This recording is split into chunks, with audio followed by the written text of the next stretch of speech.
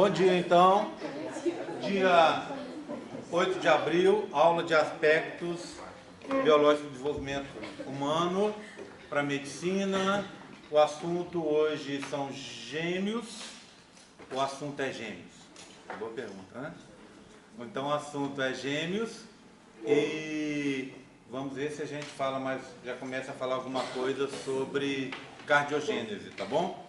Pelo menos, vamos ver se dá tempo da gente falar sobre angiogênese. Bem, que é coisa rápida. Eu queria então começar mostrando uns modelos para vocês que eu fiquei devendo. Gente, não é possível, não está normal, ó, vai cair de novo. Começar mostrando os modelos que eu fiquei devendo para vocês na outra aula. Que eu deixei lá no fundo dela. Só um minutinho, vou pegar.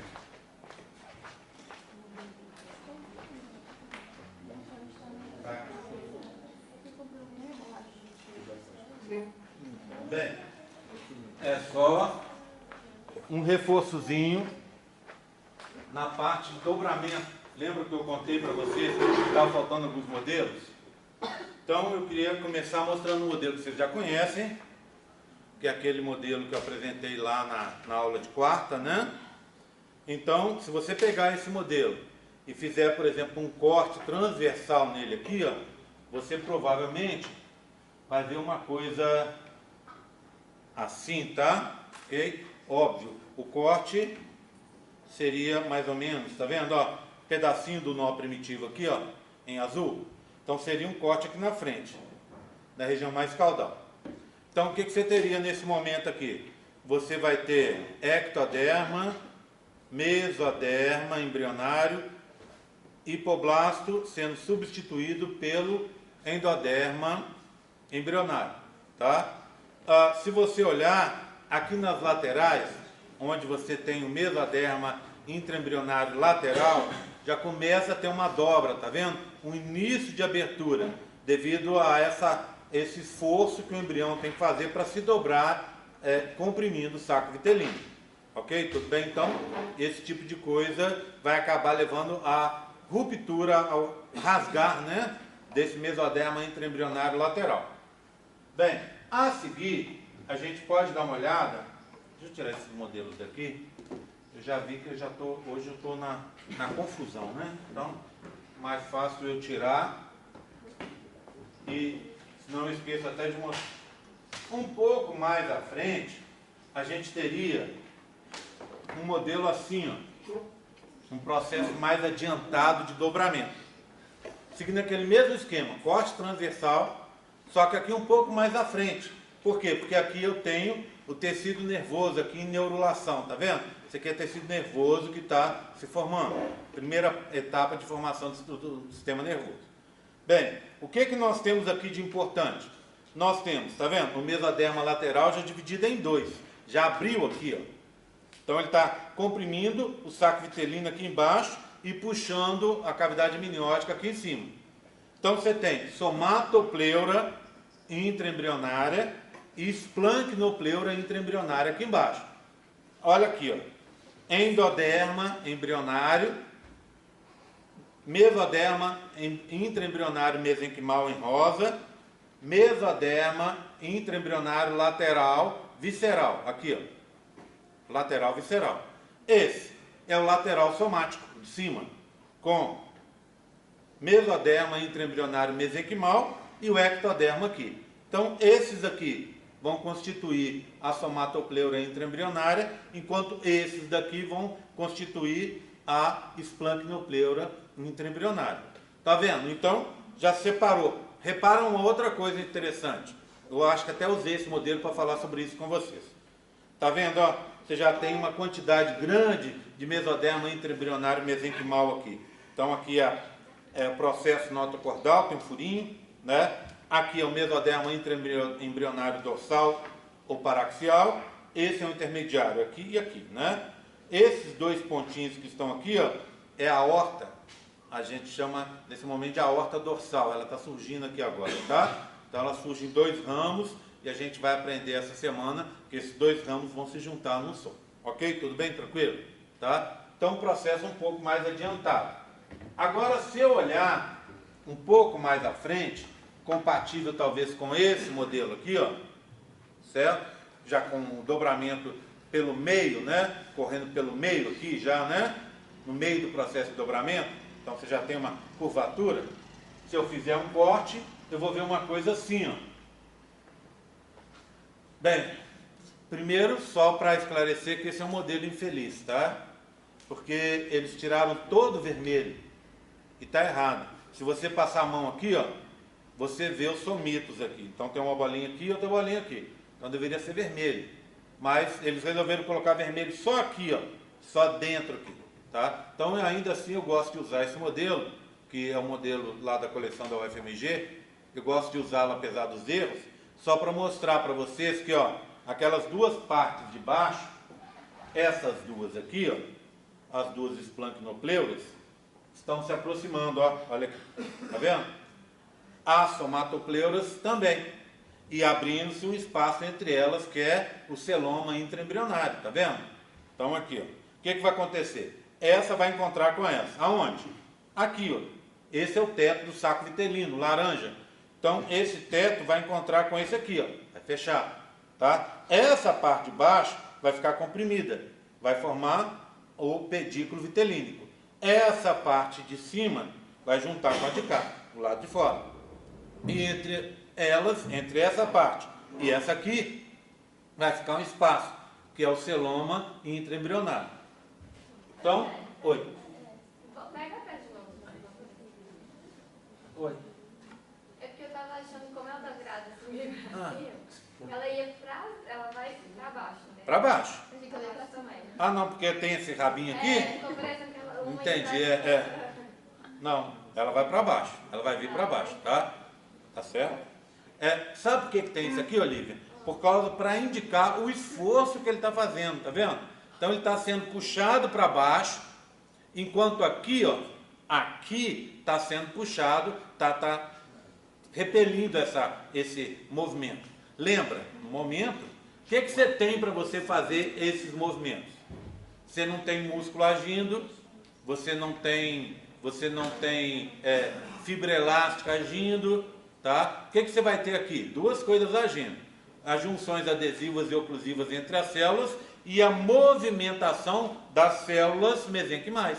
Então, é um esforço grande para uma força, por algo que tem uma força tão pequena, entendeu? Tá? Por isso que dá esse negócio aqui para indicar que está tendo esse esforço, tá bom? Aí você passa para cá, ó. Aí o que você vai ver? Você vai ver o seguinte, deixa eu achar o próximo, esse, pronto. Esse já é o dobramento já em estado avançado, tá vendo? O que aconteceu? Aquela parte do meio que foi exprimida está aqui, ó, pedículo vitelínico. Essa bolinha embaixo desaparece, né? E o teto está lá dentro, a gente não vai conseguir ver. Quando eu fiz esse modelo, eu pensei assim, poxa, e ainda não fiz, estou devendo. Vou fazer um outro modelo igual a esse, só que é aberto. Aí quando eu fiz, eu pensei assim, vou fazer isso aqui, ó, esse coisinha aqui de baixo para indicar que o teto do saco vitelino está aqui dentro, tá? Então isso por enquanto a gente não tem para mostrar, mas depois eu vou fazer um igualzinho a esse cortado de fora a fora para ficar claro o que é que está acontecendo, tá bom? O teto está ficando lá, mas eu não fiz também porque eu tenho duas visões desses que são os modelos da UFMG. Então se eu cortar, por exemplo, ó, vou fazer um corte aqui, ó, transversal aqui, tá? Ou aqui, ó. Ou seja, em qualquer local que não seja exatamente em cima do pedículo vitelino. Se eu fizer esse corte, eu vou ver uma coisa. Será que está aqui? Deveria estar. Deixa eu pegar lá atrás. Já vou pegar, tá? Já retorno.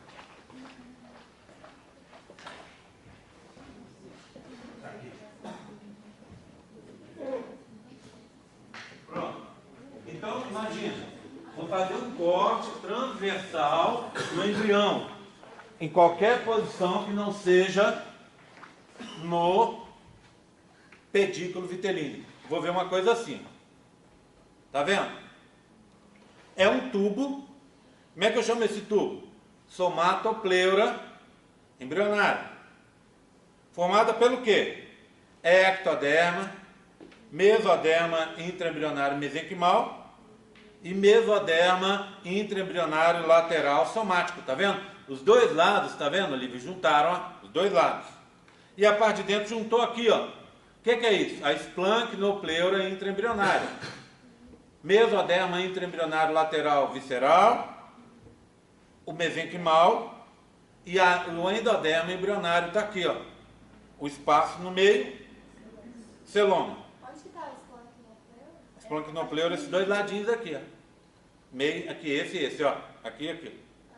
Tá? Ou seja, esses dois aqui, ó, que vão se juntar, né? Óbvio, vai ter um crescimento antes disso, diferencial.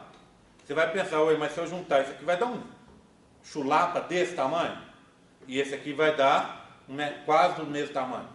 Só que esse lado aqui vai crescer mais do que esse.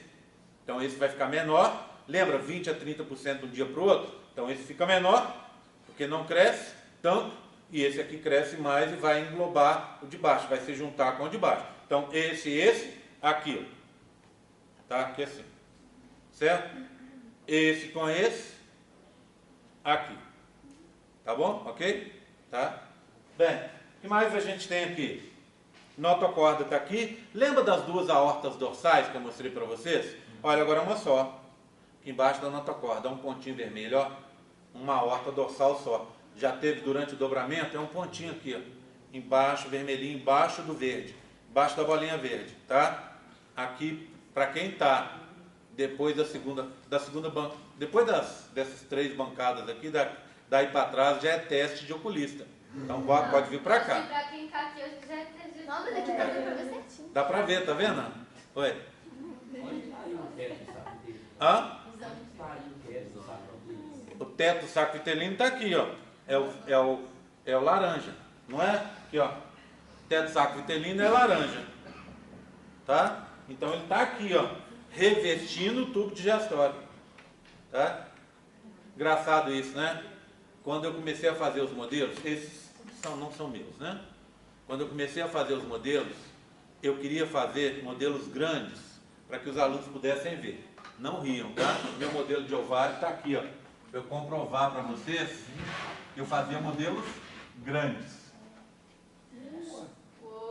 Tá? Quantos quilos? Aí eu ia precisar de um caminhão para transportar, né?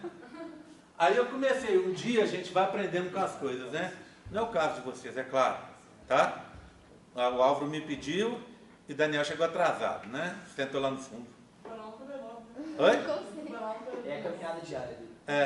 Pode vir pra frente, o Álvaro tá aí, ele não quer que ninguém sente com ele hoje que ele tá gripado, vai te pegar a gripe. O que acontece? Aí eu comecei a perceber, tinha vezes que eu dava aula, estava todo mundo sentado lá no fundo e aqui vazio. Eu falei, para que eu estou fazendo modelo grande? Se os caras sentam lá no fundo, aí eu tenho que fazer um modelo grande. Fazer modelo pequeno, normal e tal, né? E comecei a deixar assim e funcionou muito bem. Aí o cara que quer sentar lá no fundo, eu não ligo. Só que aí, azar dele. Só que aí... Olha, eu já muito bem. Aí, já comecei explicando que não era o caso de vocês, né? Vamos falar direitinho, porque tem aluno chegando hoje, é o primeiro dia de aula, né?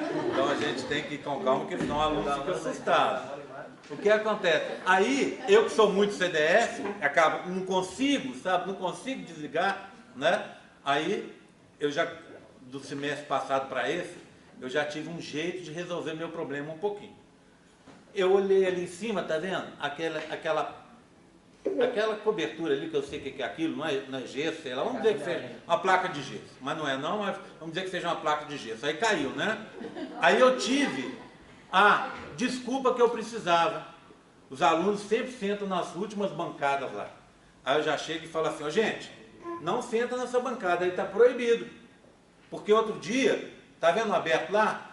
Caiu um monte de cocô lá nos alunos que estavam lá no fundo. Na mesma hora, vem todo mundo para cá. Então junta nessas bancadas, pelo menos as últimas a gente consegue eliminar. Então assim, melhorou. Aí acho que semestre que vem eu vou falar que as segundas bancadas também estão com problema, para ver se traz o pessoal para cá. Porque tem gente que para sentar aqui, ó, nem obrigado o cara senta. Então aí não vê. Aí você mostra o modelo. Gente, vocês viram, tem modelo que é detalhezinho mínimo, que nem eu vou mostrar uns agora aqui, ó, e eu cobro na prova deles. E o cara não vê. E aí pronto, depois vira meu cliente aí. Tem aluno que está fazendo uma matéria comigo há 7 períodos. 7 períodos. Eu olho para a cara dele e falo, não. Aí eu brinco, né? Falei com um aluno outro dia, falei assim, vamos combinar o seguinte, o dia que você passar, você passa lá na minha sala e eu já vou te dar o certificado do mestrado em embriologia. Pronto, porque não tem jeito, né? E ele não aprende. Voltando. Sua prova não tem parte prática não, né? Claro que tem. Por que você acha que estou mostrando os modelos? Não sei não, né? Olha o medinho, devo bater aquele medinho. Ó, eu não sei como é que vai ser minha prova. Eu estou falando que eu posso falar que não tem e pode ter. Posso falar que tem e pode não ter. Tudo é possível, não estou te mostrando, você não está entendendo pelo modelo. Mas, gente, eu não dou prática para vocês, sabe por quê? Porque é muito fácil. Para vocês é muito fácil. Não vou facilitar a vida de vocês, eu tenho que dificultar. Tá? Então, parte prática, normalmente eu não mostro o modelinho porque é muito fácil. Tá? Ok? Mas é o contrário, tá vendo? Não é porque vai ser mais difícil, vai ser fácil. Fala, Breno. Você pode passar aquele modelinho pra gente? Ah lá, o medinho, olha lá. Qual? Todos, desde o começo. Aquele assim que já tava fechadinho, sabe? Era o corte assim. Ah, alta, pequenininha, né? Era o corte. Esse? Tá. Ô, gente, Oi. depois que fecha, Sim. continua sendo o teto do saco de tudo? Não. Aí virou o quê? Revestimento interno do tubo digestório. Ah, Tá? Vamos dar uma olhada nisso? Boa pergunta que a gente combinou. Na hora que ela entrou, vocês viram que eu dei um papelzinho para ela? Eu falei, na hora que eu falar dos modelos, em seguida, assim que abrir o espaço, você faz a pergunta. Que era para mostrar como é que vai ficar o teto do saco vitelino. Então agora eu tenho um corte aqui, ó. Transversal bem aqui, ó. Bem aqui, tá bom? Então olha aqui, ó. Se eu pegar, eu vou ver. Vou até pegar junto, porque tem gente que não acredita que é a mesma coisa. Esse aqui, ó. Então esse é aqui, ó. Tá? Tudo bem? Entenderam? Sim? Então o que você tem, ó? Olha aqui, ó. O teto do saco vitelino. Olha o restante do saco vitelino aqui embaixo descendo, ó. Aí, outra coisa que eu preciso explicar. Esses modelos foram feitos pelo pessoal da Belas Artes da UFMG. Então tem umas invenções assim, entendeu? E aí você tem que explicar. Aqui, ó. Isso aqui é a parte de dentro, tá vendo? Tá dentro, ó. Tá vendo? É o interior do saco vitelino. Esse também. Então aqui seria a parede dele, né? Então o teto estaria aqui, aí vem a parede. Aí a parte de baixo, o que aconteceu está pelo lado de dentro aqui, ó. Então eu teria que enfiar o dedo para sair aqui dentro. Isso aqui é o quê? A parte de fora dele. Tá certo? Isso aqui é o quê? Mesoderma, esse embrionário, folheto interno. Aqui, ó. É isso aqui. Tem um outro para mostrar para vocês.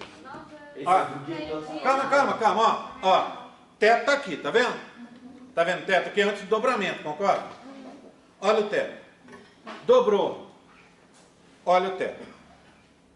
Olha o meio dele, que é o amarelo. Tá aqui, ó. Só que no pedículo. Então aqui ele fez um corte.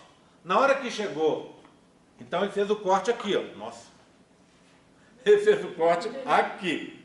Na hora que chegou aqui, ficou do lado de fora. Tá vendo? Então você veio cortando, e aqui você deixou para fora. Tá? Então é isso que você vê aqui, ó. Esse é o final do saco vitelino. Como ele não foi cortado, o que acontece? O interior dele está lá dentro do saco vitelino. E a parte de fora é essa.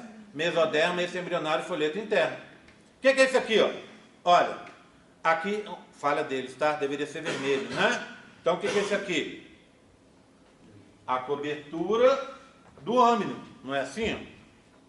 O âmino não é assim? O que é isso? Mesoderma, esse embrionário, folheto interno. Olha o que eles fizeram. Vermelho aqui, e ao invés de botar vermelho aqui, resolveram colocar rosa. Aí o que acontece? Está errado, tá? É vermelho aqui, aqui deveria continuar no vermelho. E esse aqui, ó, azul. Azul é o quê? Epitélio amniótico, tá? Então estaria aqui.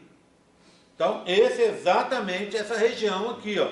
Essa região que está aqui, ó. Não é? Aqui. Se eu pedisse para vocês indicar onde está o pedículo vitelino, pedículo pedículo embrionário? Estaria aqui atrás, não é? Esse é o pedículo vitelínico, olha aqui, ó. O pedículo embrionário está chegando aqui atrás, onde está meu dedo, não é? Olha aqui, ó. Pedículo vitelínico está aqui. Pronto, ó. Olha o pedículo embrionário atrás, tá vendo? Ou ao contrário, né? Aqui. Pedículo vitelínico está aqui, pedículo embrionário aqui atrás, chegando. Tá bom? Tá? Então eles vão se juntar numa coisa só. Tudo bem? Oi. Dentro do endoderma é o quê? É só uma cavidade mesmo? Ou é Uma cavidade.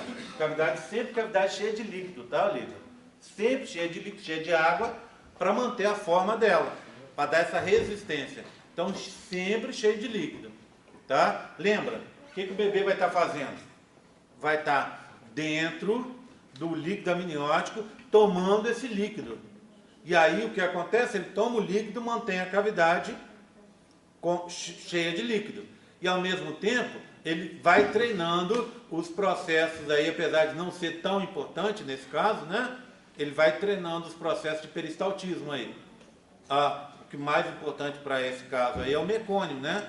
Que vai, o cocôzinho que vai ser produzido lá no fígado, lá na vesícula biliar, a partir de destruição das hemácias, que vai seguir pelo trato digestório e vai sair nas fezes. Então, ele defeca enquanto ele está dentro da cavidade amniótica. E essas fezes, elas vão sendo retiradas a uma faixa aí de umas 3, 4 vezes ao dia. Então, aquele líquido é totalmente limpo ao longo do dia. Totalmente substituído. Lembra? Ele é filtrado do plasma. Então, vai acontecer de novo a saída dele, vai para o plasma e vai ser eliminado. Tá? Bem, o que pode acontecer é, às vezes, você vê, através do exame de ultrassom, vocês vão ver lá no consultório de vocês, o líquido opaco, sujo. A gente diz que é uma tonalidade de chá. Isso denota sofrimento do bebê, sofrimento fetal. Por quê?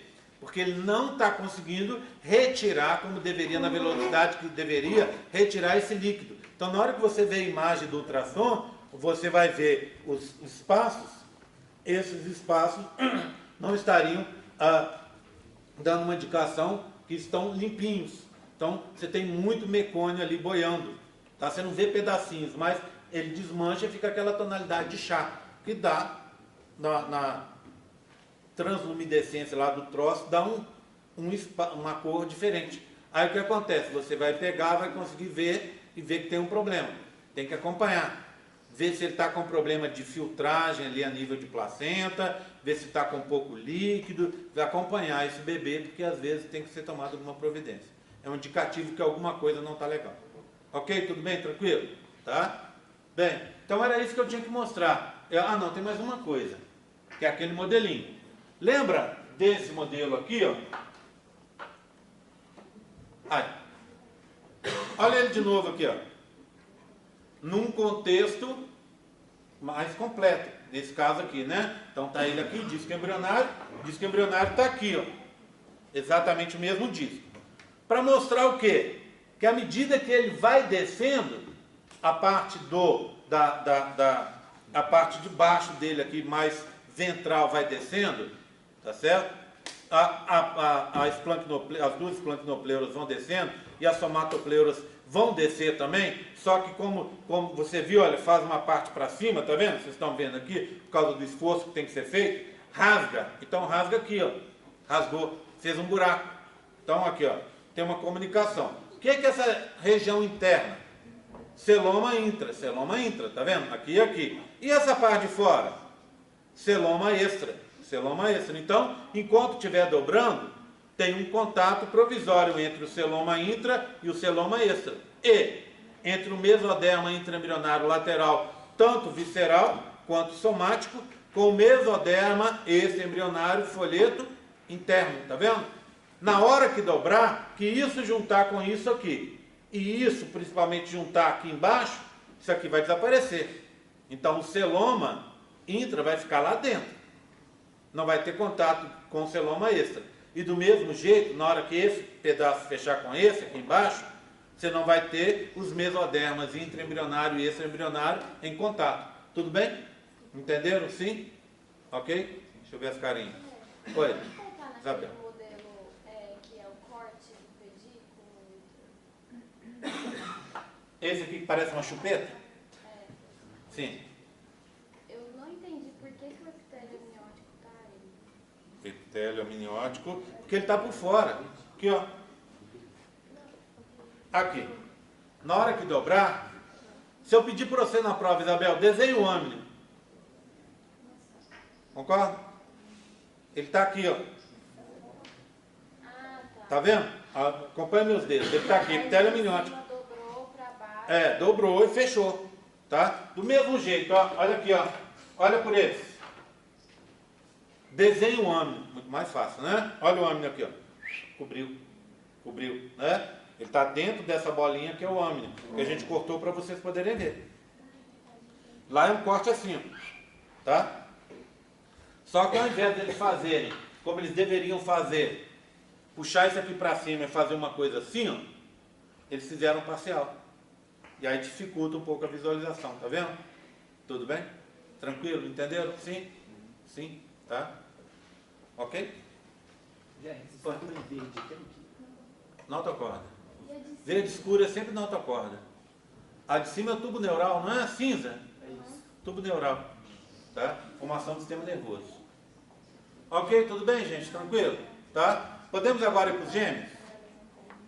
Entenderam essa parte? Viram como é que ficou mais fácil com os modelos? Não é? Estava faltando esses 3, 4 modelinhos da coleção do UFMG. Então vamos falar de gêmeos. Deixa eu pegar aqui. Queria pegar uma apresentação. Tem umas coisas na apresentação que eu queria mostrar para vocês. Não a primeira parte, porque a primeira parte é parte mais teórica que eu poderia falar. Mas eu queria falar de uma outra parte. Gêmeos. Gêmeos. Oi. Você decidiu as melhores respostas daquele exercício de gêmeos? Ainda não olhei. Eu preciso falar sobre elas. Sobre o assunto, mas eu ainda não decidi. Ainda não olhei.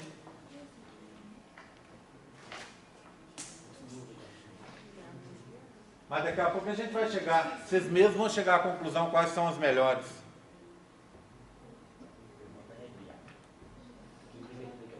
Placenta. Vai ser fácil.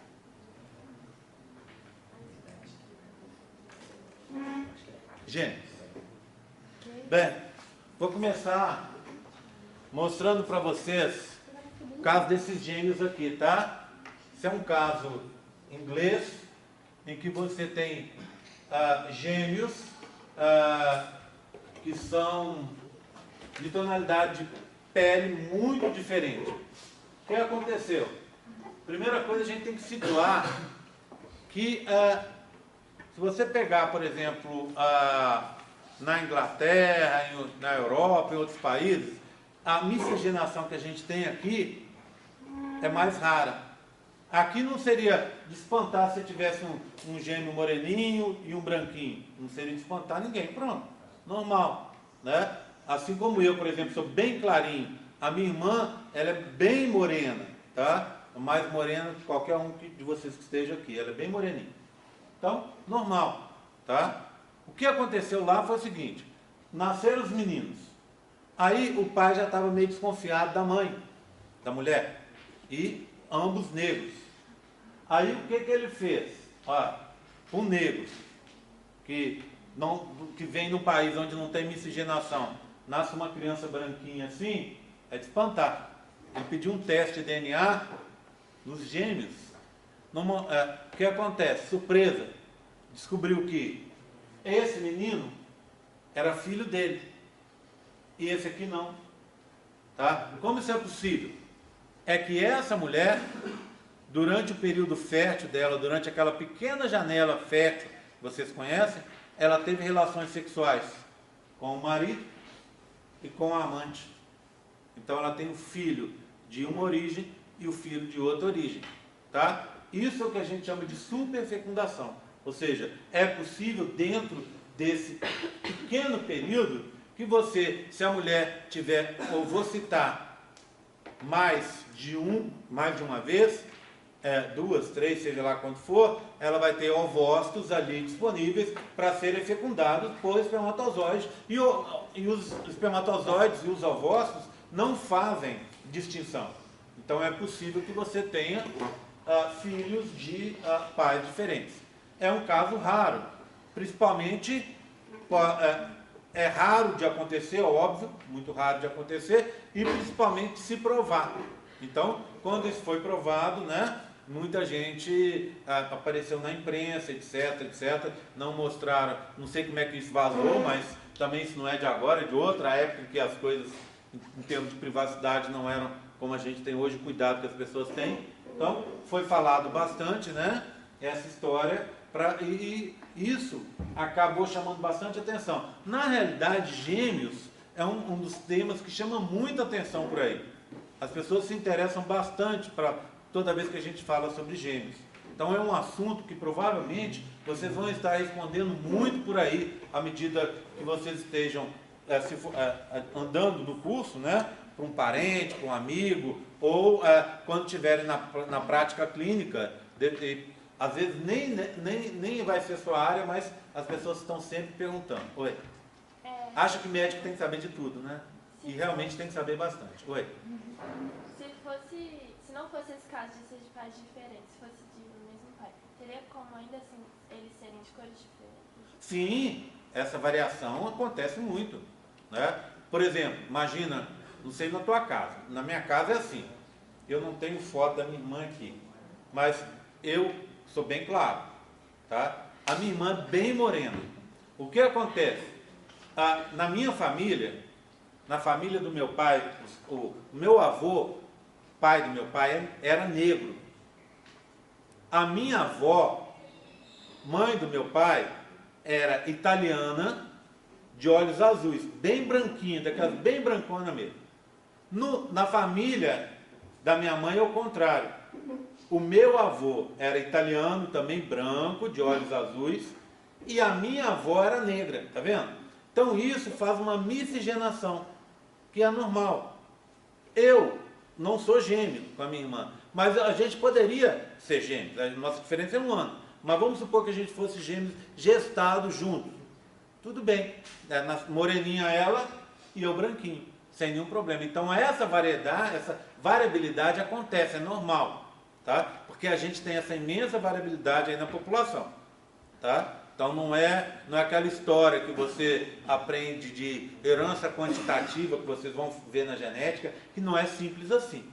Não é porque você teria mais genes para melanina na pele e tal, que todo mundo na família vai ficar da mesma cor de pele, mesma cor de cabelo, etc, mesma cor de olhos, tá? Então o negócio não é tão simples assim. Tudo bem? Então, isso pode acontecer. Nesse caso aqui, o interessante é que descobriram que os gêmeos eram de pais diferentes. Então, por exemplo, sobre esse assunto, eu tenho bastante coisa escrita. Eu fui colunista da Ciência Hoje durante vários anos. Larguei quando eu entrei aqui na UFLA. Então, eu escrevi uma coluna de assuntos diversos. Hoje em dia, isso depois de um tempo, eu tenho um livro que foi gerado com essas colunas, e depois eu dou um de presente para vocês. Aí eu tenho vários artigos sobre gêmeos, porque gêmeos é um assunto que é muito falado, e vários, óbvio. Quando eu já me interessava bastante em embriologia, e acabei fazendo, tem bastante coisa interessante lá, e bastante coisa que seria assim, curiosidade, vamos dizer assim, sobre o assunto, tá? Bem, então, já que vocês vão ser bastante perguntados, vamos só relembrar os diferentes tipos de gêmeos. Só lembrando, tem erro aqui, tá? Presta atenção, ó. Você tem os monozigóticos e os dizigóticos, a denominação correta.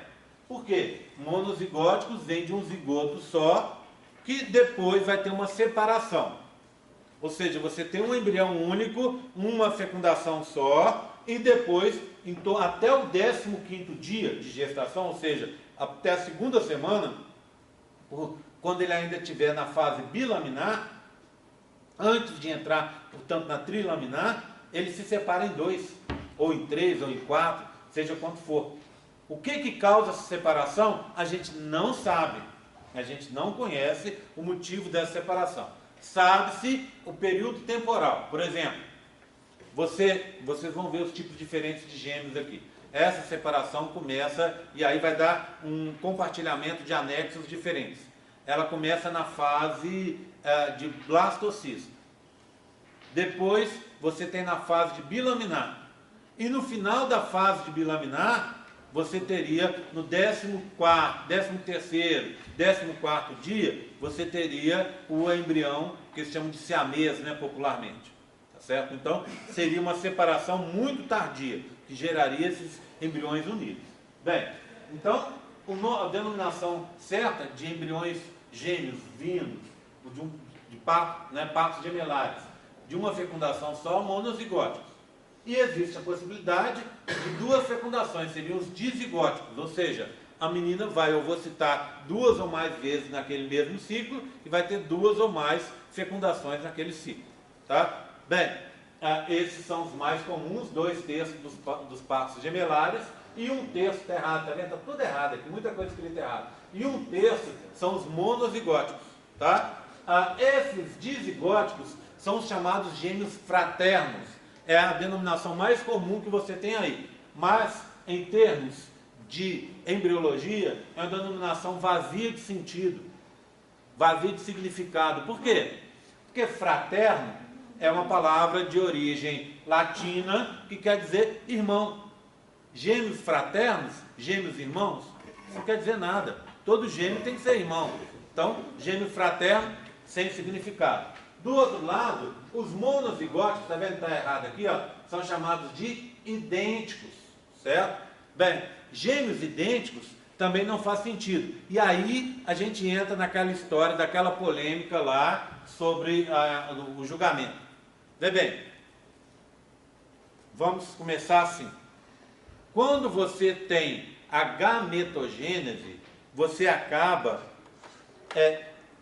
criando uma coisa que é importante para a sobrevivência de qualquer espécie e que é chave para a gente ter o sucesso evolutivo que nós temos, que a espécie humana tem, é a variabilidade genética.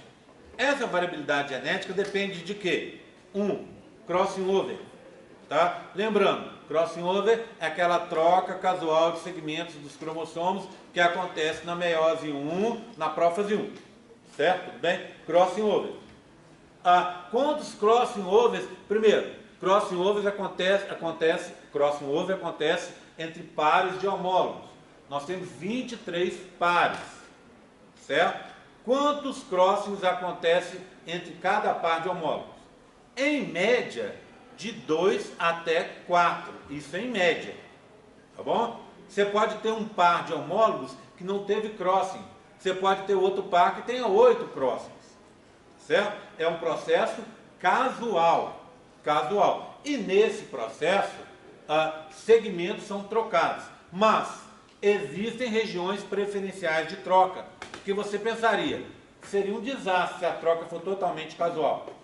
Eu vou cortar muitos genes e o embrião vai ficar inviável. Não é bem assim. Existem regiões que são trocadas. E essas regiões abarcam genes. Tá certo? Tudo bem? Então você, por exemplo, pega o cromossomo 15. Cromossomo 15, lá no 15, você tem... Só um minutinho. Gente, eu amo essa caixa. Presta atenção. Essa minha caixinha é a caixinha, deixa eu tirar aqui, de um cariótipo. Exatamente igual ao cariótipo, o cariótipo humano. Como é que é feito o cariótipo? Só lembrando? Você pega amostras de células do paciente e dá uma droga, tá, que vai parar a mitose que a gente está falando, no ponto em que os cromossomos estão mais condensados, ou seja, na metáfase. Tudo bem? Então você tem o quê? Olha aqui, eu tenho 2 conjuntos de cromossomos, não é isso?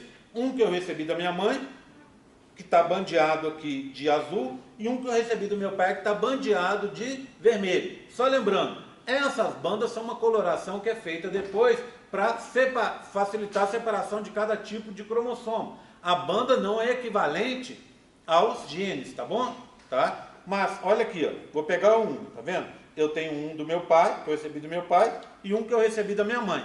Eles são exatamente iguais em tamanho, em formato, né? Em posição do centrômero e tal, e as bandas também são iguais, certo? Bem, o que acontece com esses cromossomos?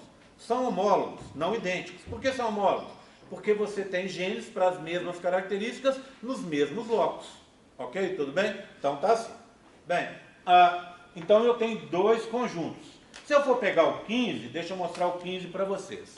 Aqui, esse é o 15 e esse aqui é o 15, tá? Eu sei porque ele já está na posição certa e atrás eu tenho uma colinha. A gente escreve 15 aqui, ó, tá vendo? Está escrito aqui. Então esse é o 15. O que eu tenho nos dois 15? Os dois homólogos. Eu tenho os genes para a cor básica de olhos. Quais são as cores básicas de olhos? Castanho, azul e verde. São só 3 genes para a cor básica. Se a gente olhar aqui, os tipos o fenótipo aqui em relação à cor de olho mais comum que a gente tem é castanho, né? Disparado aqui é castanho. O que acontece? Não tem 2 castanhos iguais praticamente. Por quê? Porque aí envolvem outros genes, em outros cromossomos, dando as iridescências, as diferenças de cores, etc. Mas em termos básicos, você só tem 3. Castanho, o preto é o castanho mais escuro, azul e verde, e que funcionam naquele sistema que vocês já conhecem muito bem de dominância, tá bom? Então tá ali. Na hora que você faz o crossing, você pode mandar no 15, por exemplo, que tem um cromossomo com cor azul, pode mandar para o outro cromossomo com cor castanha. Você tem essa troca em uma das cromátides. Isso vai fazer com que, ao final das contas, as cromátides fiquem diferentes. E nessas que tiveram a troca, você tem um arcabouço com os outros genes iguais e trocou esse daqui. E aí você vai fazendo essas trocas, essas diferenciações. Bem, resumo. Se você tem em torno de 23 pares, vamos chutar que a gente tem em torno de 100 crossings, 100 trocas, 100 variações cromossômicas. Se você chegar andando um pouco mais à frente, você tem uma outra razão para a variação, que é a separação de homólogos, separação casual.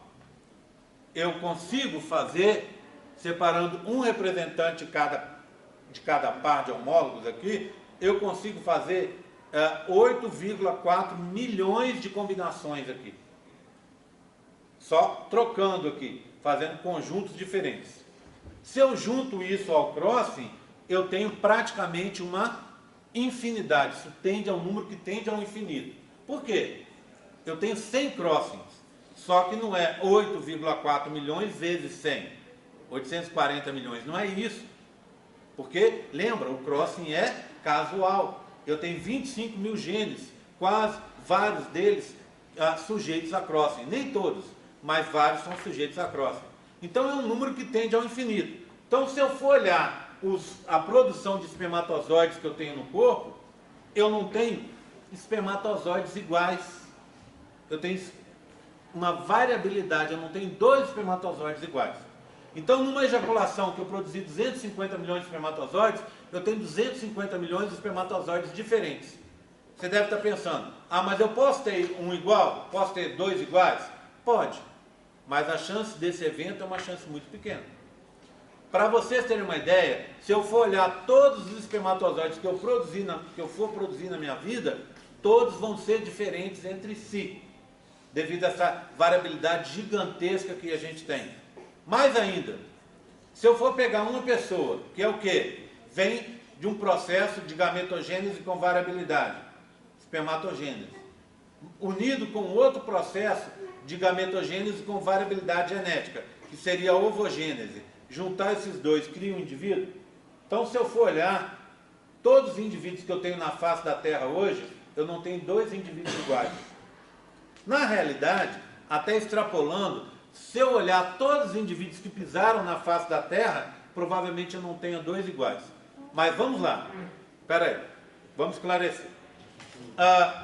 Quantos indivíduos eu tenho hoje? Quase 7 bilhões de pessoas. Tá? 6,5 para 7 bilhões de pessoas na face da Terra hoje.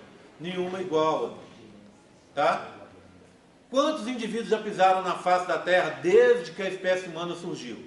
Calculados 3 trilhões de indivíduos. Tá? Nenhum igual ao outro. Você deve estar pensando, bem, à exceção dos gêmeos idênticos.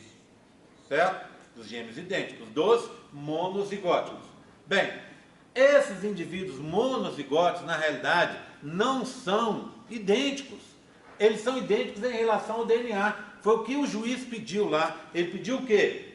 Ele pediu uma avaliação do DNA deles, como um teste de paternidade. Em relação ao DNA, eles são exatamente iguais. Exatamente iguais. Mas a expressão gênica é diferente. Dois indivíduos monozigóticos não têm uma expressão igual. Por que não tem uma expressão igual? Porque essa expressão, ela varia conforme as pressões do ambiente. Então imagina, vamos pegar alguém aqui, vamos pegar, por exemplo, Paulo. Pronto. Paulo tem um gêmeo idêntico. O gêmeo dele está aqui? Não. Então o que acontece? A pressão que o Paulo está sofrendo é totalmente diferente nesse momento do que o gêmeo dele está sofrendo. O gêmeo dele está em outro contexto nesse momento. Tá? O Paulo tem uns amigos que não são todos iguais ao do irmão dele. O Paulo gosta de algumas coisas que o irmão não gosta. Tá? O Paulo tem namorada que o irmão não tem, que tem outra namorada. Então tudo é diferente, tá vendo? Então todas essas pressões fazem diferença. Fazem diferença. E aí você vai ter um padrão de expressão diferente. Em outras palavras, eles têm a mesma biblioteca, os mesmos genes. Mas os livros que estão sendo lidos vão ser lidos de forma diferente nele e no irmão. Tá? Bem, como é que então você resolveria o problema lá? Você tem que fazer um teste mais complexo. Como é que você controla? Alguém se lembra como é que você controla a expressão dos genes? Uma das coisas de controle é padrão de metilação. Tá? Então você poderia, muito provavelmente, essa criança, ele tem um padrão mais próximo do pai do que do tio. Se você for olhar um perfil proteico, o perfil proteico dele é mais próximo do pai do que do tio. Tá vendo? Só para vocês terem uma ideia. Se o Paulo, cometeu um assassinato, como é que você faria?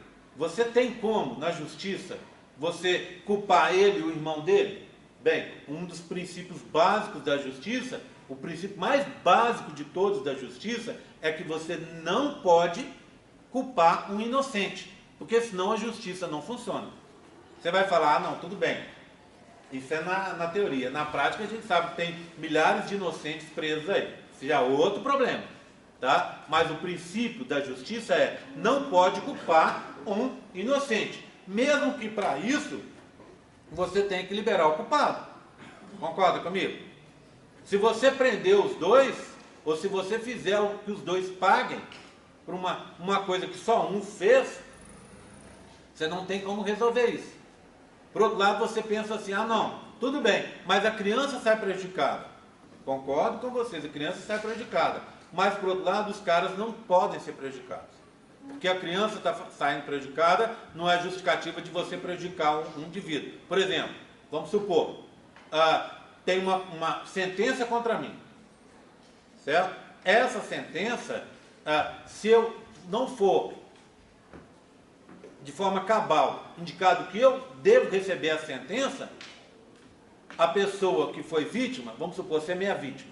O que acontece? Você, quando eu sou punido, o que vai acontecer? Você foi, vamos dizer assim, reparado. Tá? Então, tudo bem. Agora, se não tem certeza absoluta, o Estado não vai poder te reparar. Entendeu? Você vai ficar no prejuízo, que seja o prejuízo que for, porque eu, inocente, não posso ser culpado por uma coisa que eu não fiz. Entenderam como é que funciona? Então, no caso lá do cara, existem outras formas. Um seria a avaliação de um perfil proteico. Outra coisa, avaliação de um padrão de metilação. E outros exames que demonstrem a expressividade, tá, desses genes. Que são diferentes num gêmeo para o outro. Tá? Então, o jeito que foi feito lá, facilmente vai ser derrubado. Porque alguém vai dizer, entrar com essa, justamente com essa discussão. Olha, mas você está culpando, está dizendo que o cara é pai da criança, sem ele ser pai da criança. O meu cliente falou que ele não é pai. O juiz vai falar, mas tem indício, o material genético dele está lá. Você vai falar assim, olha, pela genética, tá, pode ser dele, pode ser do irmão dele. Ele está dizendo que não é dele. Então, se ele está dizendo que não é dele, você tem que pressupor a inocência dele. Se você não pode provar que ele é culpado, todo mundo é inocente até que se prove o contrário. Então, se ele falou que ele não é culpado, ele tem que pressupor a inocência. Por outro lado, se o outro falar a mesma coisa, você entraria numa enrascada. E é o que aconteceu lá. Entrou numa enrascada e tomou-se uma decisão que, em termos biológicos, médicos, está errada. Tem que ser feito outros exames, nem que pegue essa amostra, leve para outro lugar, leve para um laboratório mais que tenha capacidade de avaliar isso. Tem que ser feito alguma coisa para se mostrar que alguém é o pai e que alguém não é o pai. Concorda comigo? Tá? Então, assim, é assim que funciona. O correto seria isso. Tá? Tudo bem? Então, não existem dois gêmeos iguais. Não existem. Até existem coisas mais fáceis da gente lembrar.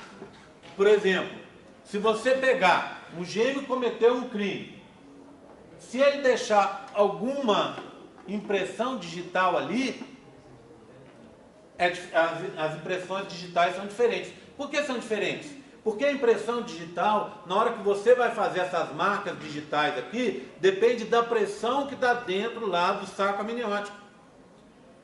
Lembra que eu contei para vocês que a água do saco amniótico tende a manter a pressão igual, quase igual, para que você tenha um crescimento similar, um padrão de crescimento não seja afetado ao longo do desenvolvimento? Mas esse padrão não é exatamente igual. Tanto é que se a gente pegar aqui, ó, já tentaram fazer isso? Eu não tenho aqui comigo, mas depois eu mostro para vocês. Se você pegar uma foto sua, cortar e emendar, por exemplo, os dois lados direitos aos dois lados esquerdos, se você emendar os dois lados direitos e comparar com os dois lados esquerdos, você assusta, porque uma foto e a outra não se parecem com você, e as duas fotos não se parecem entre si, óbvio, tá? Então eu fiz, por exemplo, eu tenho uma apresentação que eu falo para os meus alunos, em que eu mostro uma foto do Brad Pitt.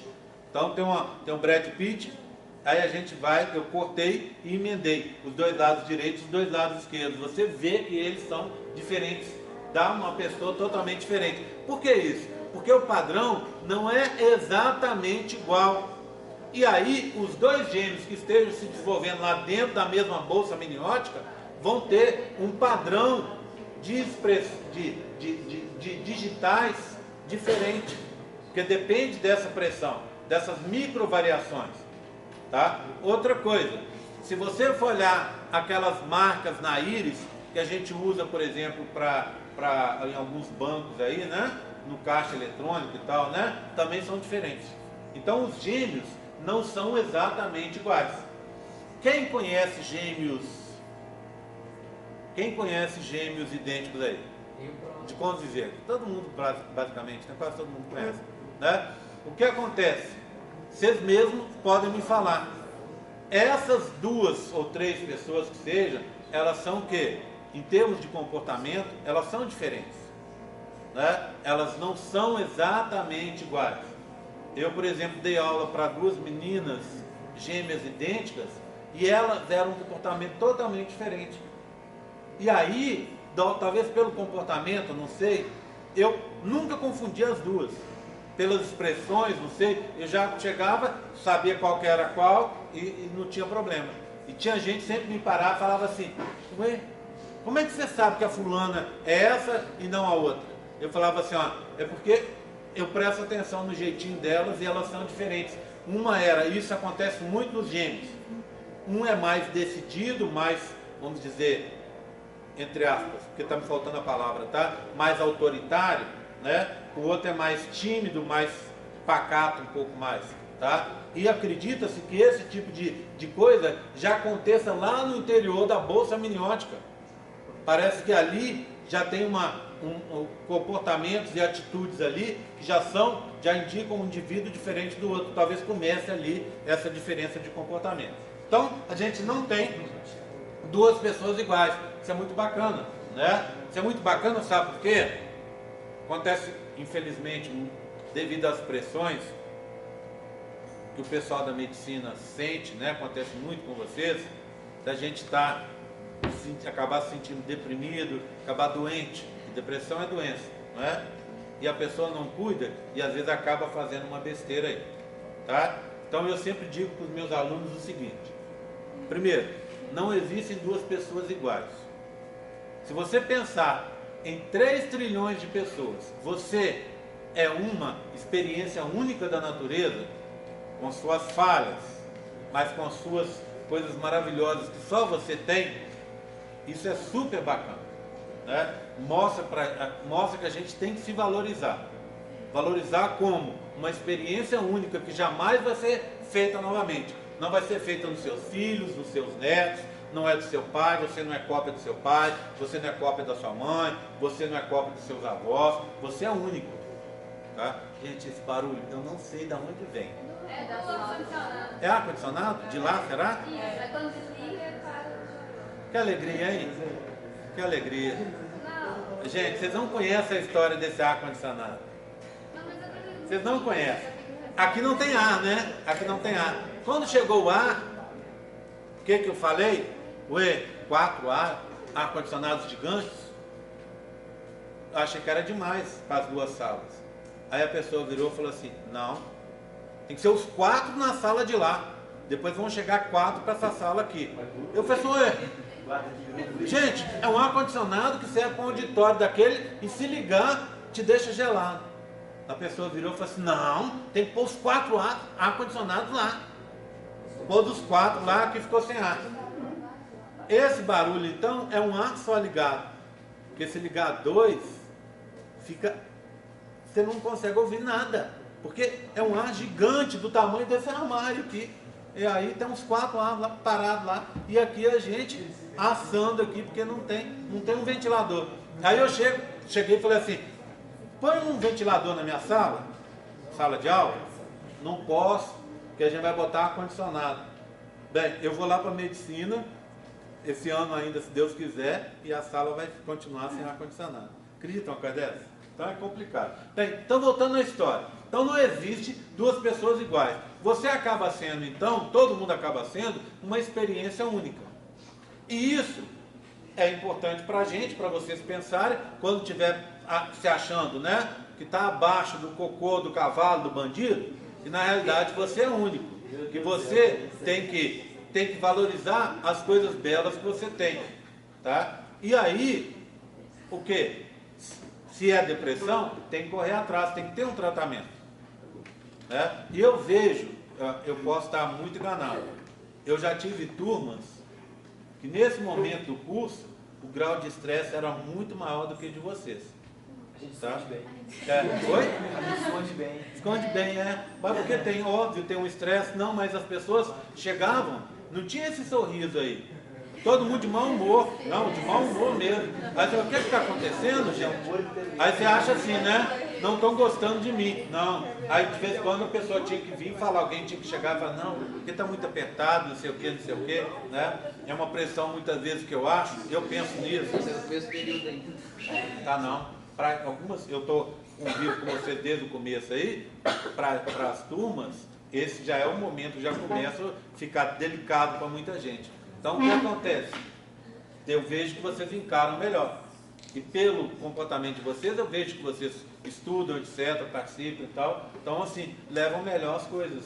E aí, isso é uma coisa. Já que a gente está falando sobre isso, eu acho que às vezes é uma pressão desnecessária. Por exemplo, o que eu chego à conclusão aqui no meu curso? Aprenda embriologia.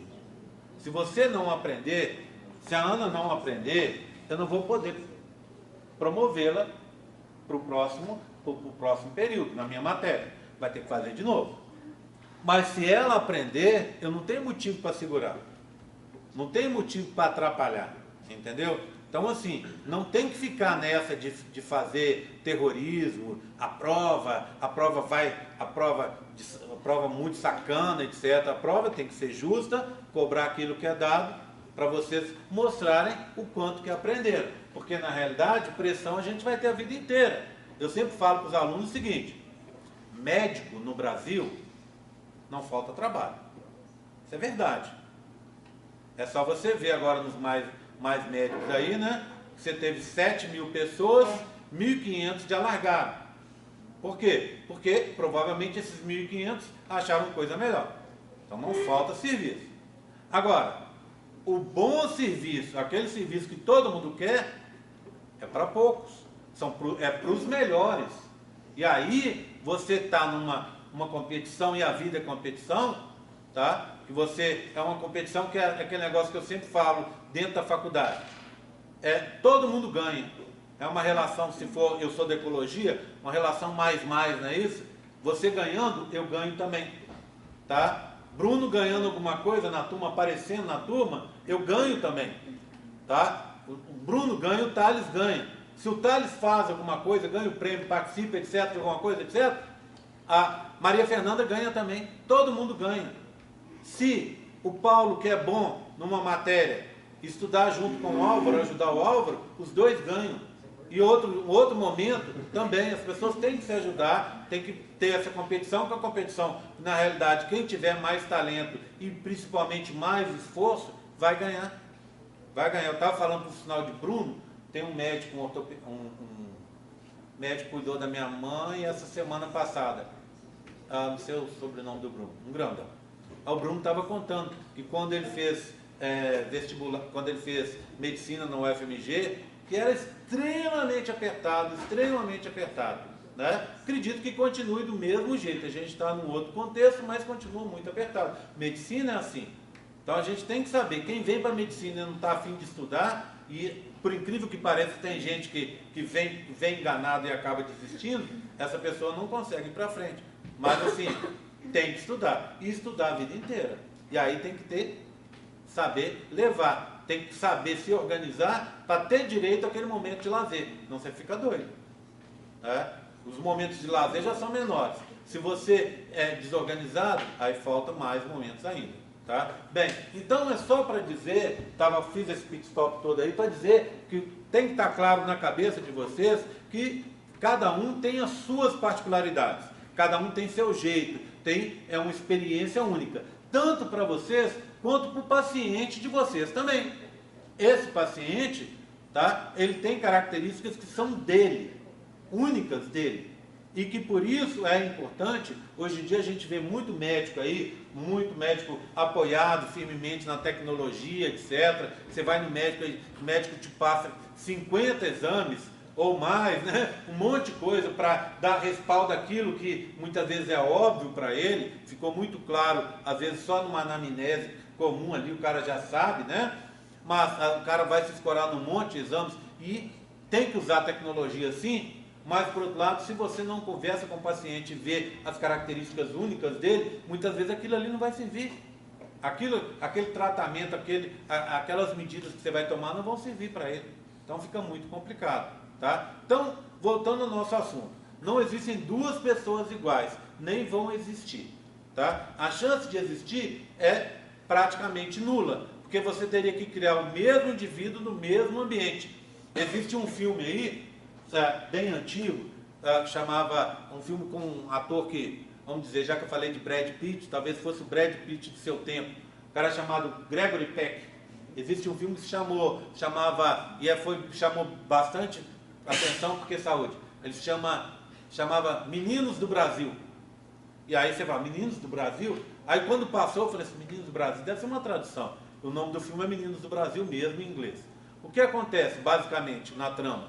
O cara criou toda aquela lenda urbana que os nazistas tinham tecnologia muito desenvolvida e que os caras criaram clones de Hitler, espalharam clones de Hitler pelo mundo afora e tentaram criar condições que fossem o mais próximas possíveis de que Hitler tinha quando era criança, para que, se Hitler morresse, você tivesse outros Hitlers que fossem cuidados pelos nazistas mundo afora aí, né? E que pudessem continuar com o nazismo, com o Reich mundo afora. Bem, a historinha é simples, é assim, em resumo. Os caras descobriram,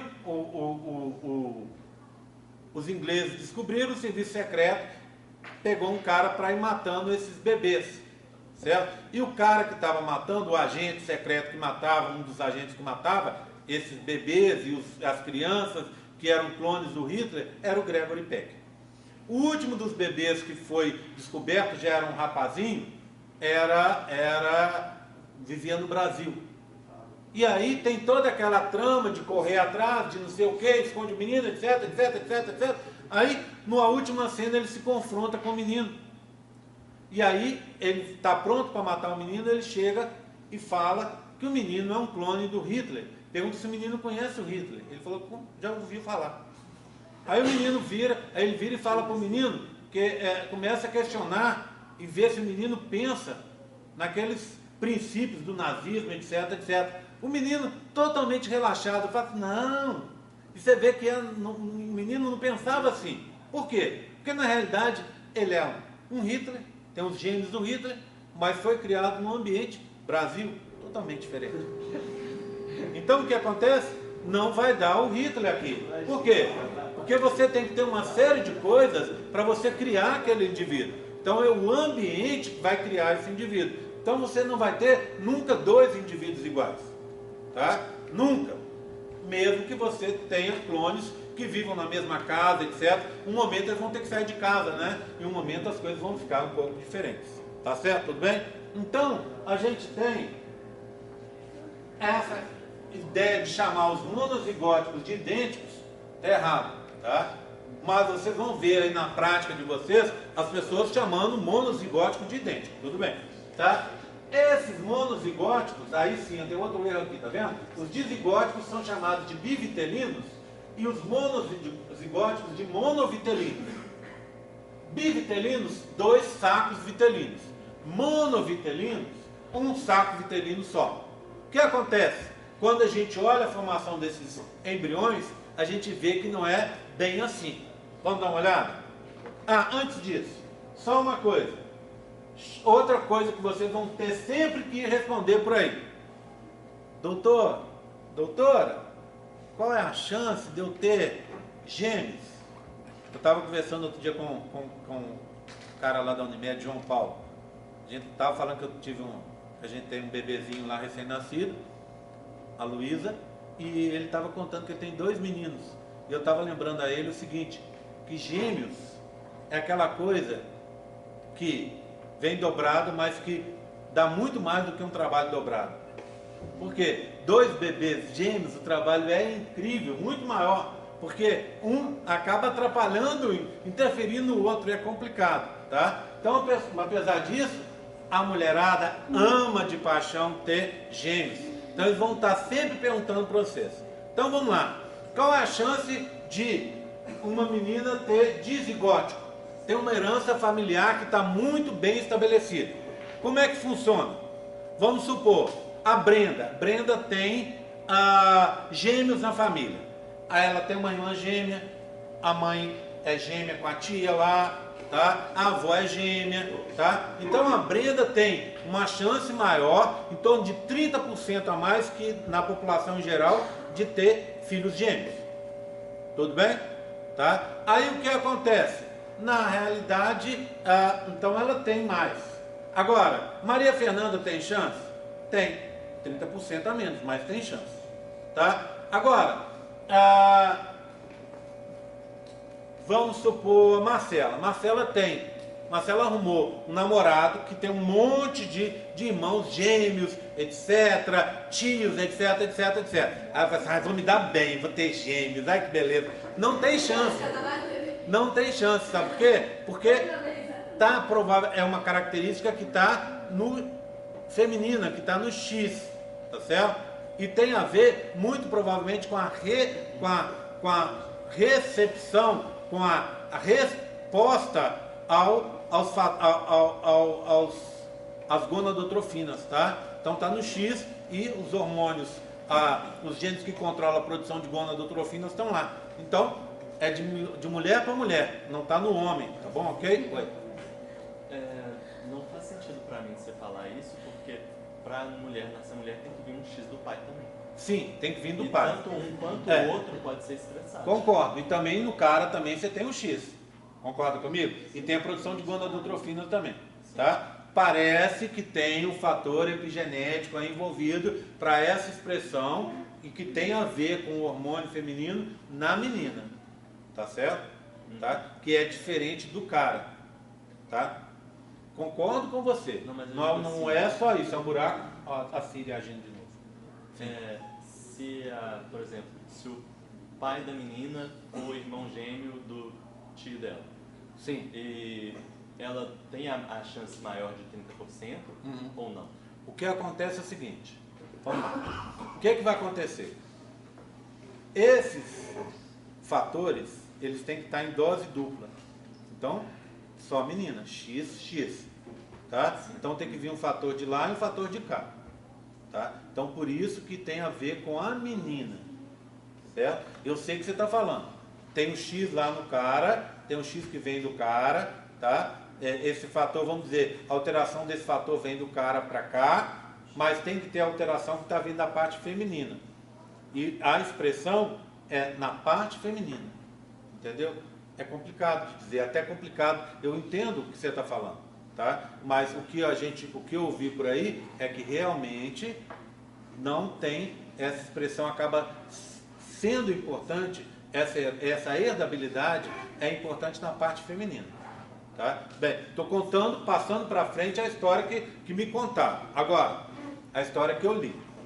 Agora, se a gente pensar bem, existem outras coisas envolvidas mais complexas do que isso.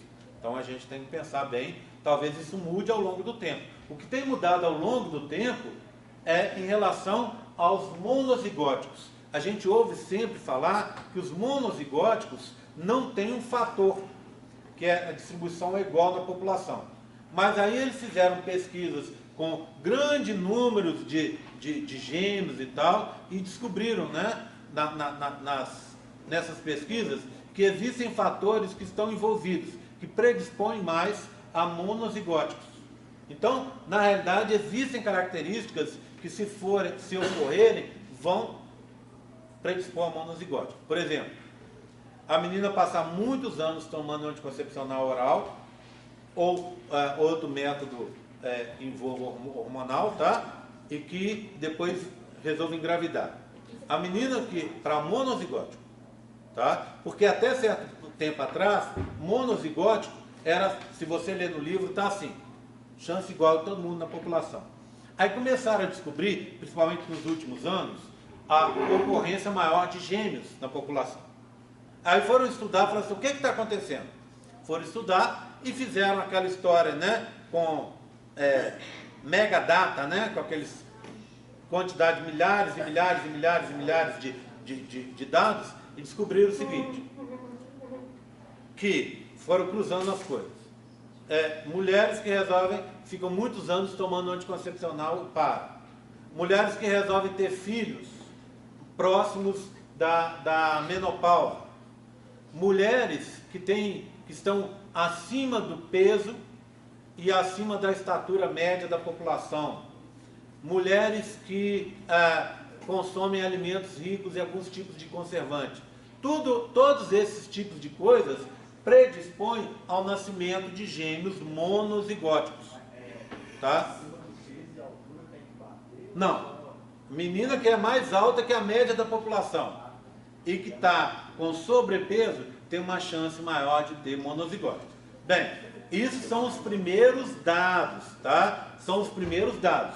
Agora, hoje em dia não dá para você chegar e falar para sua paciente, ó, você está acima do peso, você é mais alto que a média da população, você está querendo ter um filho aos 37 anos, então você vai ter uma chance X a mais de ter uns gêmeos monozigóticos. Não dá para precisar, mas provavelmente daqui, sei lá, 10 anos, quando vocês estiverem exercendo a prática clínica de vocês, talvez isso já tenha desenvolvido a ponto de você chegar e ter esses fatores causais já bem estabelecidos. Então, as primeiras pesquisas indicam, e que provavelmente o que se fala para justificar isso tudo é que essas coisas estão interferindo, né, nesse eixo das gonadotrofinas. Então, afeta o fato, por exemplo, de você ficar muito tempo. Olha que coisa interessante, lembra da história? Antigamente era assim, se você ficasse muito tempo tomando anticoncepcional, a sua fertilidade diminuiria. Nos primeiros meses, era coisa de 6 meses para ela retornar ao normal. Hoje em dia é o contrário, as pessoas estão descobrindo que a fertilidade não é alterada e, por outro lado, talvez ela até aumente, porque aumenta a chance de você ter gêmeos. Tá? Então, parece que tem uma influência grande nesse processo. Tá? Bem, seguindo, rapidinho. Olha, gêmeos, eu tenho os modelinhos ali que são exatamente iguais às figuras. Então, vamos pela figura. Olha, dizigóticos, 2 chances de ocorrer. Tá? Essa é a mais comum. Então, lembra? 2 fecundações, 2 implantações distantes. Alternativa B, 2 fecundações, implantação próxima. Quando você implanta proximamente, o que aconteceu? O córeo, lembra do córeo viloso? Olha, se fundiu. Então, o córeo viloso desse se fundiu com esse e gerou uma placenta única. Tá? Então, nesse caso, você tem a fusão dos córeos. E aí, corre o risco de você ter transferência placentária, que eu vou mostrar daqui a pouco, tá? Vai prejudicar o crescimento dos 2 bebês. Então, dizigótico, fator que influencia no desenvolvimento, o local da implantação. Se ela for próxima, pode ter uma placenta única e aí vai influenciar o desenvolvimento. Os monozigóticos agora, 4 slides, 4 figuras. Como é que funciona? Você tem 2 fases. Essas 2 primeiras aqui, essas 2 figuras primeiras, são gêmeos que se formam na fase de embrioblasto ainda, ou seja, blastocisto, né? Fase de blastocisto se formam no embrioblasto, para ser mais correto. Tá? Então, esse é um blastocisto, tá vendo? Antes do bilaminar. Antes da implantação. O que aconteceu? Olha lá, ao invés de você ter um embrioblasto único, você gerou 2, 1 e 1, tá vendo? Um do lado do outro, eles ficaram bipartidos, tá vendo o embrioblasto? Resultado, lembra? Embaixo dele, saco vitelino. Em cima dele, cavidade amniótica. Olha lá, cavidade amniótica aqui, saco vitelino. Cavidade amniótica, saco vitelino. Pelo lado de fora, a membrana é única, então o mesmo córeo. Esses gêmeos são monocoriônicos e são bivitelinos, tá vendo? Monocoriônicos e bivitelinos. Vamos lembrar os outros? Como é que era a história que eu contei para vocês que estava errado? Você chamar os dizigóticos de bivitelinos. Tá certo, eles são bivitelinos, não é? Ó, olha lá, sempre 2 sacos vitelinos. Pronto, isso aí tá certo. Agora olha aqui, ó. Dizigóticos, monozigóticos, dizigóticos bivitelinos, foi o outro. Esse aqui é monozigótico. Ele é chamado de monovitelino. Já está errado, porque ó, 2 sacos vitelinos aqui. Esse é um monozigótico bivitelino, entenderam? Aquela história de você classificar os gêmeos, os idênticos, de monovitelinos, está errado. Ou os monozigóticos de monovitelinos, está errado. Por quê? Eu tenho a possibilidade de ter monozigótico bivitelino. Aqui a gente já está vendo isso. Estão acompanhando? Tá? Outra possibilidade. Ao invés de eu ter a formação de um embrioblasto do lado do outro, no mesmo polo, eu tive embrioblastos em polos diferentes. Quando acontece isso, o blastocisto se rompe, aqui ó, na blastocele. Ele se rompe e gera 2 blastocistos diferentes. O que você espera quando isso aconteça? Normalmente, implantações separadas. Resultado, olha esses gêmeos aqui. Monozigóticos sem compartilhar nada. Porque estão separados. Oi. Eles compartilham o quê? Eles estão compartilhando o quê? Somente a parte de fora, só o córeo. Só o córeo. Tudo bem, tranquilo? Fala, Breno. Tem mais chance de, tipo assim, dá mais chance de ser esse, depois esse, e a gente vai vendo para trás, tá? Qual que é o mais comum? Esse. Depois esse. Tá? São os que se formam primeiro. Agora, por último, esses daqui, ó. Oi. O que rompe isso? Ou a blastocélia, ó. Olha aqui, ó. Ela rompe aqui, ó. Rompe e forma de novo, tá vendo? Gerou duas. E aí gerou dois embriões de novo. Só que separados. Agora, olha nesse caso aqui. Embriões monozigóticos que se formam na fase de bilaminar, ou seja, na fase que vem depois do blastocisto. Olha aqui, ó. Tá vendo? Embrioblasto. Embaixo, saco vitelino. Em cima, cavidade amniótica. No meio deles, o disco bilaminar. O que aconteceu com esse disco bilaminar? Por motivos que a gente não conhece, ele virou dois, ó, se partiu em dois. É um disco bilaminar aqui e outro lado de cá. Resultado, olha lá, dois embriões que se desenvolvem dentro da mesmo âmino, do mesmo saco amniótico, que vão ter o mesmo saco vitelino aqui e, óbvio, o mesmo core. Então, eles estão compartilhando 3 dos 4 anexos. O alantoide é um caso à parte. Pode ser um alantoide único, que se divide em dois. Pode ser 2 alantoides separados, tá? Então, alantoide já é outra história. Mas olha esses carinhas aqui. Compartilham todos. Esse aqui são aqueles gêmeos que no ultrassom 4D, já ouviram falar de ultrassom 4D? É o 3D ao longo do tempo. Então, é aquele que você entrar na internet, aí você põe aí, gêmeos, ultrassom gêmeos. Você vai ver, na maioria dos casos, você vai ver esse tipo de coisa aqui, ó. Porque esse aqui dá a historinha bonitinha. Porque eles estão na mesma bolsa e eles ficam interagindo. Tá? Eles ficam interagindo ali. Um passa a mãozinha no outro. Tá? Um brinca de esconder, esconde assim, o outro vai esconder lá no fundo, né? Aí depois eles brincam de pique-esconde ali e tal, né? Tudo bem? Então, você tem uma série de interações entre eles. Bacana, tá? Mas isso tem um problema. De novo, a maior chance de transferência placentária. Tá? Ou seja, o que seria essa tal da transferência? Vasos sanguíneos formados na placenta, por azar, poderiam ficar, a maioria direcionado para um embrião do que para o outro. Então, um recebe poucos nutrientes e outro recebe nutrientes demais. Aquele bebê que nasce muito acima do peso, tem problema. Você tem o quê? Uma média de 3 quilos. Até 5 quilos, 3.300 mais ou menos. Até 5 quilos, aceitável. Já está complicado. Mais do que isso, um exagero. O bebê pode ter problemas de saúde, porque está muito acima do peso. E o pequenininho, que não está recebendo um alimento necessário, tem problemas óbvios, né? Tudo bem? Então é isso que acontece. Agora, nos últimos dias, no 13º, 14º dia, e para alguns autores no 14º, 15º dia, você pode ter esse tipo de gêmeos aqui, ó. São os chamados chifópagos, tá? Ou siameses, como as pessoas chamam normalmente. São os gêmeos unidos, cuja separação aqui dos dois discos bilaminares não foi total. Acima do 15º dia, a gente entra na fase de trilaminar, onde não se formam mais gêmeos.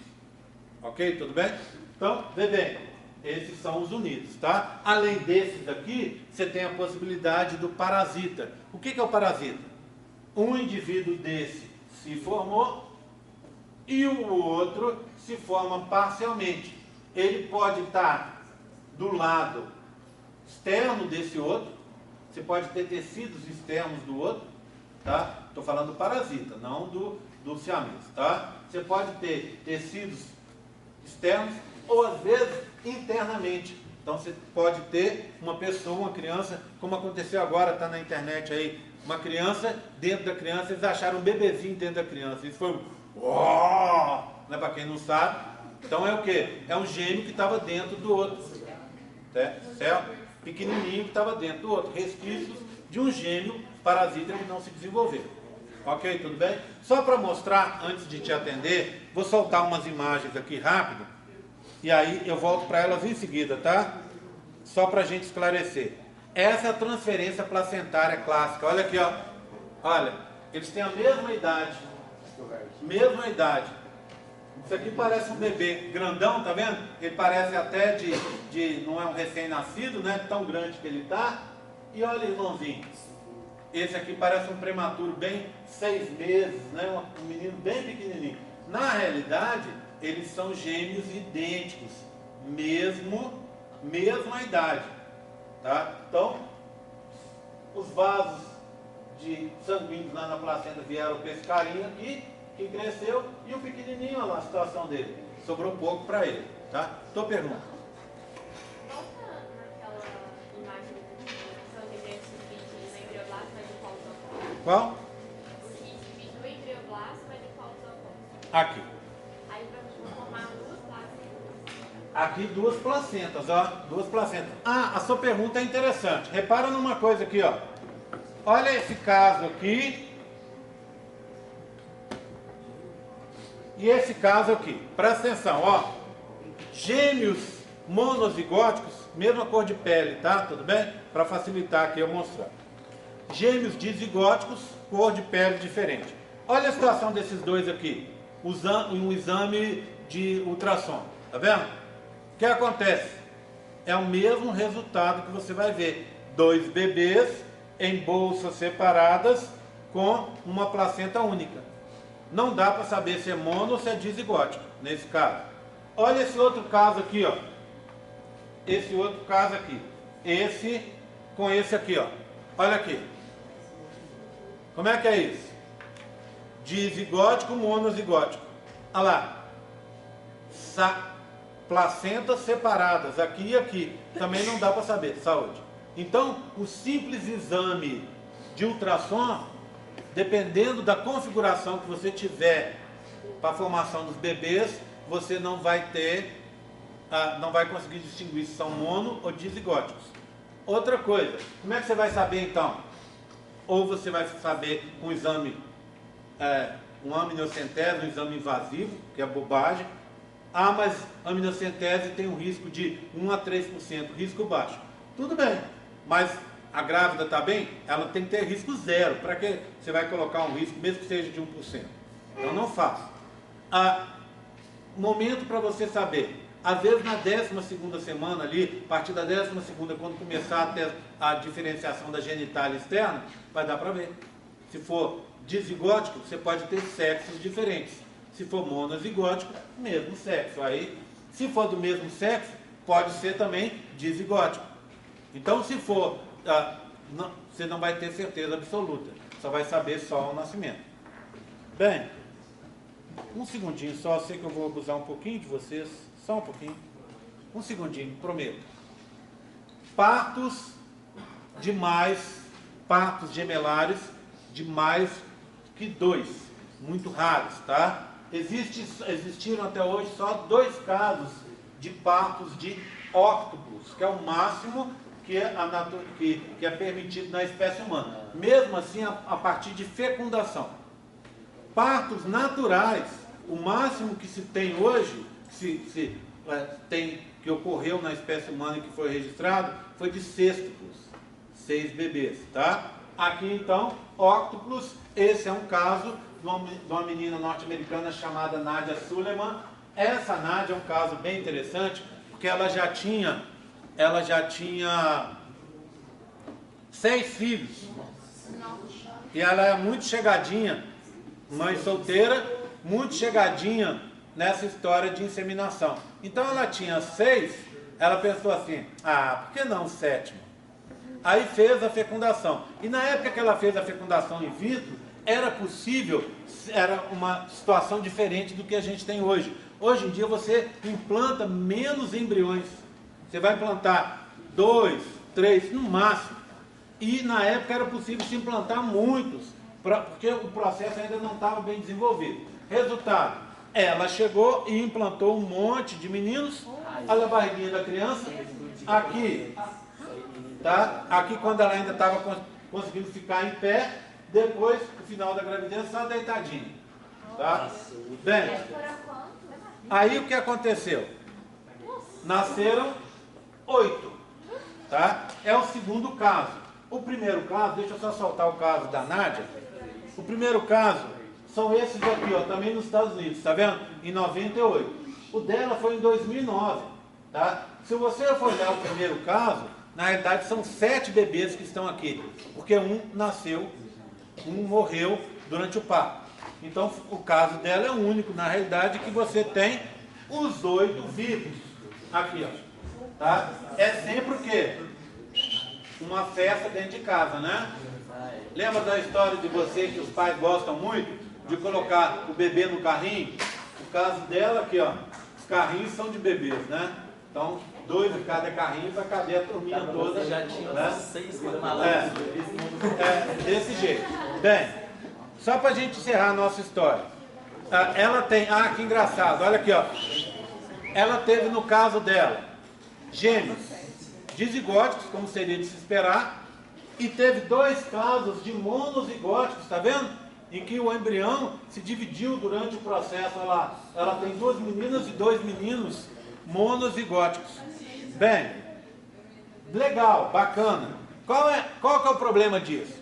É que pode ser bonitinho, que seja, etc, etc, etc. Vocês veem aí, as meninas ficam oriçadas com o negócio, né? Não vê o trabalho que dá.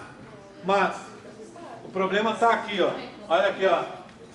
Idade gestacional. A média, parto simples, 38,6 semanas, 38 semanas. Gêmeos, 35. Triplos, 32. Quádruplos, 30. Imagina óculos, né? Então vai diminuindo a idade gestacional, os meninos vão nascendo muito prematuros, certo? Se vocês olharem lá, você tem meninos que nasceram com 900, 800 gramas. A chance de dar errado é enorme. Outra coisa, olha o peso médio dos meninos, ó. Olha, 3.300 é o peso médio, 2.300 para gêmeos. Imagina, a menina fica mais gorda, porque ó, 2.300 com 2.300, 4.600. Mas para cada indivíduo ela não consegue compensar. Triplos, 1.600. Quádruplos, 1.300. Já um ratinho assim, né? Já nascem uns ratinhos bem pequenininhos aqui, tá? Então a chance, a gente acha muito bonito, mas a chance de dar errado é imensa. A chance de não vingar a meninada toda